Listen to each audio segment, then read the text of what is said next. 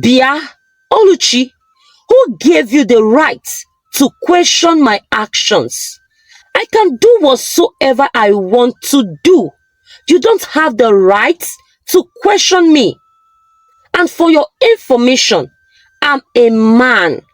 In case you have forgotten, I can not be eating one type of soup every day. Put yourself in my shoe. If you are the one eating ogbono for 8 years, won't you be tired? I'm tired now of eating ogbono every day. I want to explore and eat other soups like afang, edikaikon, ofe owere. And as a man, once upon a time, in the beautiful town of Enugu, there lived a young woman named Oluchi. She was tall, dark, beautiful, with a lovely smile that could melt a rock. Oluchi was the kind of wife every struggling man prayed for. And guess what? She married Chukuri, a fine, humble man, or so I thought, whose job was pumping tires by the roadside. Yes, my brother. Chukudi was a full-time vulcanizer, not mechanic, not keke driver, vulcanizer. His office was under a big mango tree near the main road. If you passed that road and didn't see him sitting with his spanner and black rubber apron, just know he didn't come out that day. Life was not smiling at all for the couple. In fact, if life had a face, Chukudi would have slapped it for being too wicked on him. Money was tight like a tight jeans. Sometimes, after a whole day of shouting, "Madam, bring your tire here, I go pump am well well," Chukudi will go home just with 700 naira. And guess what? That 700 naira would have to buy kerosene, yam, tomatoes, and still keep change for tomorrow's transport. But Oluchi, a strong woman, she had the heart of 10 lions. She never complained. She never shouted. She never made him feel less of a man. No. Instead, she would smile, bring out one rusty pot, and boil water for Garri. That was their dinner many nights, soaking Garri with granuts, and if God smiled at them, sugar would enter the party. One evening, as the sky turned orange and the children in the compound run around naked with soap on their heads, Oluchi sat outside thinking. Chukudi had gone out since morning and hadn't sold anything. Not even one punctured tire came his way.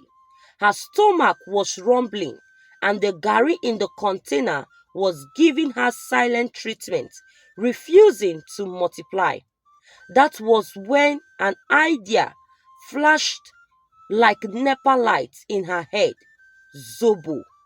Yes, that cold red sweet sour drink that everybody liked but few made very well. Oluchi knew how to make her own zobo with ginger, cloves, and a touch of pineapple that could make even the devil ask for more. So she waited until Chukwudi returned back that night, tired, with dust on his face and disappointment in his eyes. "My love," she said softly, "I have something to discuss with you. I will love to start up a small Zobo business. You know that. I know how to make it very well. I would like to start up the business so I can support you financially." Chukwudi was very happy and he thanked her profusely for deciding to help out. Oluchi looked at him and smiled. She said, holding his hands, "Oh, Beam, you don't have to thank me. We are in this together. And I'm not just doing it for us, but for our children." Chukudi smiled and he hugged her passionately. And that was how she started. Oluchi used the last 1 5 they had saved in an empty Milo tin to buy Zobo leaves, ginger, sugar, pineapple, and small nylon for packaging. That night, she cooked like a chemist, pouring things, testing, stirring, and muttering small prayers. By morning, the whole compound was smelling like happiness. Even Mama Ifoma, the busybody neighbor, asked who they fry perfume. Oluchi carried her small cooler and started selling around their area. She didn't shout too much, just soft voice and a smile. "Auntie, you go like try my Zobo? It's sweet past 5 alive oh." People laughed, they bought, they drank, and they came back for more.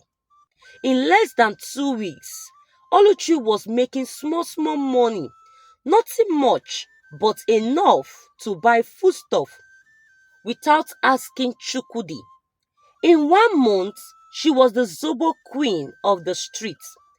People came from other streets to buy her Zobo. Someone even suggested she supply to Mama Put joints. And so, life started changing bit by bit for them, and they were living happily. 5 years later, Oluchi's Zobo business has grown like agege bread inside hot tea. She now had 3 children, 2 boys and a girl, all sharp like their mother. But guess what? Chukwudi's vulcanizer business, let's just say tires refused to burst. The whole world started using tubeless tires. Even his mango tree office started shedding leaves like it was tired too. But Oluchi, she carried the house on her back like a true Igbo woman. She paid the rent, she paid the children's school fees, she bought food. Sometimes she even gave Chuku the small pocket money and teased him, saying, "Oga vulcanizer, chop life small now." Did she complain? Never. She would just laugh, shake her waist, and say, "This phase will pass." Every night before she went to bed, she will kneel by the bedside, gather her children, and pray with a loud voice. "Oh God of heaven, remember my family. Remember my husband. Bless this good man with a good job that will shock his enemy," and made me cry for joy. And God listened. Few months later, one sunny Sunday after church service, as they were leaving, one of their church members, Bro Paul, stopped them at the gate. He said, "Chukudi, can I talk to you?" Chukudi nodded. "Hope, no problem." "No, in fact, it's a blessing. There's an oil and gas company looking for someone to work in their maintenance team. I remembered you said you studied mechanical engineer before life happened. Bring your CV tomorrow to my office." Chukudi did not sleep that night. Oluchi did not sleep either. She even sprinkled anointing oil on his CV and on his shoes. To cut the long story short, Chukudi got the job with a big salary, big enough to shock his village people. He even bought new trousers and shoes without asking Oluchi for money. The day his first salary entered, Chukudi bought yam, chicken, moths, a big mirror. What's the mirror for? Oluchi asks. I won't look my face well, and tell God thank you, he said, laughing like someone that escaped poverty prison. After Chukudi got the oil and gas job through Bro Paul, things began to sweet like Sunday rice and fried plantain. In less than a year, they built their own house at the edge of the town. Big compound, POP ceiling, ties that could blind your eyes when sun touches them. Chukudi even bought a new Toyota Camry that made his enemies jealous. He started wearing suits and spraying perfume that could make mosquito faint. But as money entered his pockets, sense jumped out of his head. At first, Oluchi was overjoyed. She thanked God morning, afternoon, and night. But then, small, Chukudi began to change. The man that used to rush home after work was now forming late night meetings. He started dressing like all these Lagos boys, tight trousers, gold chains, and red shoes. Even his ringtone changed from worship song to buga. Oluchi noticed. One night, she waited for him till past midnight. When he finally tiptoed in, smelling like a combination of beer and cheap perfume, Oluchi gently asked, "My husband, where are you coming from by this time of the night?" Instead of answering, Chukudi shouted at her, "So you dey monitor me, abi? You dey check time? Woman, respect yourself." Before Oluchi could say sorry, he pushed her and she landed near the fridge like she wanted to hug it. From that day, peace sparked out of their home. Chukudi became a full-time I don't care husband. He was now keeping one yellow small side chick called Lovett, sharp mouth, artificial everything, and waist like plantain stem. He would take her to hotels, buy her fried rice and chicken. He even bought her iPhone and fixed her house rent. But at home, he became a stranger. He stopped providing for Oluchi and the children. Anytime Oluchi asks him for money, he will respond, "I don't have any money to spare, so deal with it." Oluchi kept praying, crying, fasting, and even asking some church members to join her in 21 days prayer and fasting. She will still pay the bills, feeding the 3 children, and managing the house like a soldier. Yet the man who once called her my sweet Zobo queen now acted like she had leprosy. Things went from bad to worst. The day Oluchi confronted Chukudi about his side chick, she got the shock of her life. Instead of Chukudi to be remorseful and beg for her forgiveness, he shouted angrily, "Bia, Oluchi, who gave you the right to question my actions? I can do whatsoever I want to do. You don't have the right to question me. And for your information, I'm a man, in case you have forgotten. I can not be eating one type of soup every day. Put yourself in my shoe. If you are the one eating ogbono for 8 years, won't you be tired? I'm tired now of eating ogbono every day. I want to explore and eat other soups like afang, edikaikon, ofe owere. And as a man, You are entitled to marry as many women as you want. But because I respect you, that is why I'm not bringing them into our home or planning to marry any of them. I just want to enjoy myself, enjoy my life to the fullest. So deal with it. Oluchi couldn't believe her ears. She cried and cried throughout that night. And the next morning, she went to Lovet's house to beg her, woman to woman, calm and respectful. But before she could finish one sentence, Lovet stood up and shouted, "You dey mad? You this expired wife. See your face now, like 2 days old akamu. Let me tell you something. As long as I'm in charge now, your husband no go give you shebang. Shishi, he no go give you. You and your children will starve till death." Oluchi's jaw nearly fall off. She staggered back to her house, tears running like NEPA wire. When Chukuri came back that night and heard what happened, he lost his mind.